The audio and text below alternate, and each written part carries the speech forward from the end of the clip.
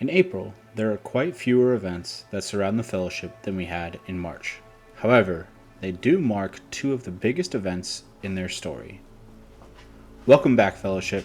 Welcome to the Sword and the Ring, a place for all sorts of lore with a special focus on Middle-earth, Hogwarts, Algasia, and a galaxy far, far away. I made this channel to start a dialogue on some of my favorite topics. I don't advertise myself as an expert, so please feel free to correct me down in the comments. I would love to get to know your thoughts on these universes. Today, we continue the year with the Fellowship as we explore the happenings of April. In the year 3018 of the Third Age, we meet up with Gandalf as he nears the end of his journey back to the Shire. He had been in transit from Minas Tirith, where he was studying the Rings of Power, and specifically the One Ring, as he had learned of Bilbo's ring a few years earlier. On April 12th, Gandalf reaches Hobbiton and meets with Frodo. The next morning, Gandalf reveals what he found out about Bilbo's ring. "How long have you known this?" asked Frodo at length. "And how much did Bilbo know?" "Bilbo knew no more than he told you, I am sure," said Gandalf. "He would certainly never have passed on to you anything that he thought would be a danger, even though I promised to look after you. He thought the ring was very beautiful and very useful at need, and if anything was wrong or queer, it was himself.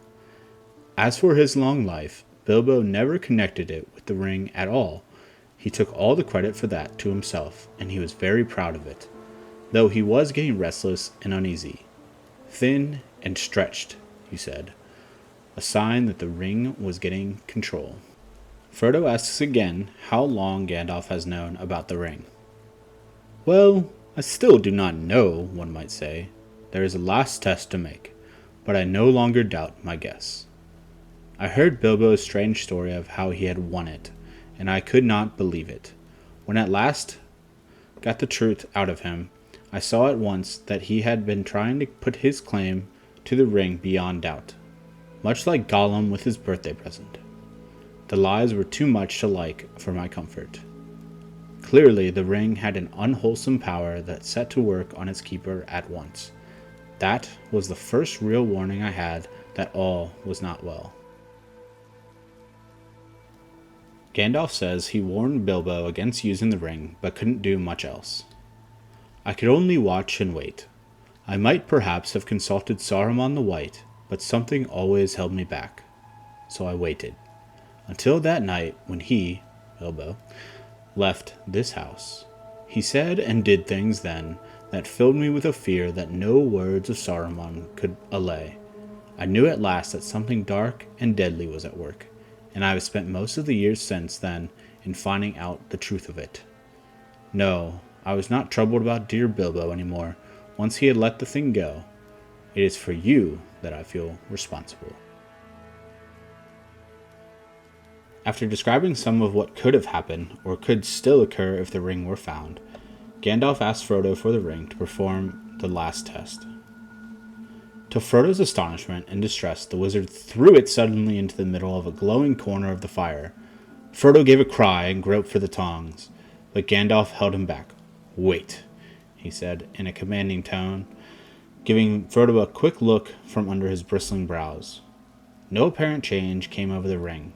After a while, Gandalf got up, closed the shutters outside the window, and drew the curtains. The room became dark and silent. For a moment, the wizard stood looking at the fire. Then he stooped and removed the ring to the hearth with the tongs, and at once picked it up. Frodo gasped. "It is quite cool," said Gandalf. "Take it." Frodo received it on his shrinking palm. It seemed to have become thicker and heavier than ever. "Hold it up," said Gandalf, "and look closely."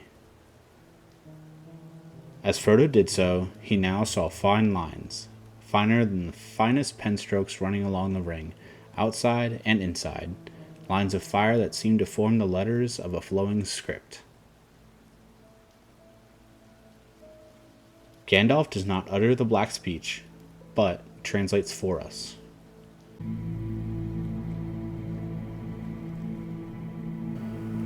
One ring to rule them all, one ring to find them, One ring to bring them all, and in the darkness bind them. It is only 2 lines of a verse, long known in elven lore. 3 rings for the elven kings under the sky, 7 for the dwarf lords in their halls of stone, 9 for mortal men doomed to die, 1 for the dark lord on his dark throne in the land of Mordor where the shadows lie.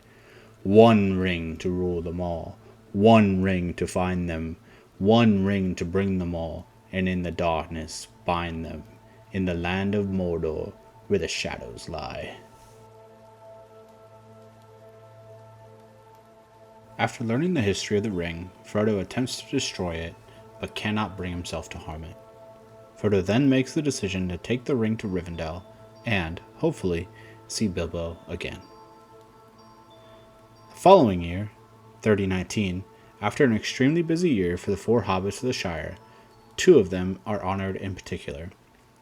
On the 14th day of the new year, April 8th, in Shire reckoning, Frodo awakes, and he and Sam are given back their gifts from Galadriel, the vial and the box of soil. The 2 are guided out of their tent by Gandalf and find themselves on the field of Cormoran with the troops of Gondor. Gandalf leads them to a gathering, and they are presented before the king on his throne. Bewildered, the 2 ring-bearers see their Strider sitting on the throne, for it is, of course, King Aragorn. He bows before them and hails them with his men, having them sit on his throne as they are cheered and a minstrel sings for them. After much rejoicing, the ring-bearers are reunited with the rest of their remaining fellowship, including 2 esquires of the city in Merry and Pippin. Lastly, if you remember that box of soil that Sam had returned to him, it was important for one more reason in the month of April. The soil contained a seed from the Malorn tree, and, after being planted following the scouring of the Shire, on April 6th, 3020, the Malorn flowered on the party field in the Shire. Let me know your thoughts and any other topics you'd like to hear more about down in the comments. I'll be with you next time on The Sword and the Ring.